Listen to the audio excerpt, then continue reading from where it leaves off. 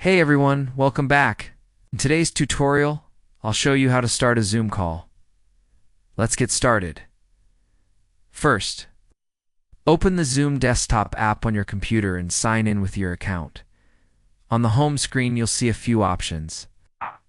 Start an instant meeting. Simply click the New Meeting button with the camera icon. Zoom will immediately launch a meeting window, and your camera and microphone will turn on depending on your settings. From here, you can click Participants at the bottom to invite others. Just copy the meeting link or send invitations directly. If you want to schedule a call for later instead, click on Schedule, set the date and time, and save it. Zoom will generate a meeting link you can share with participants, and that's it.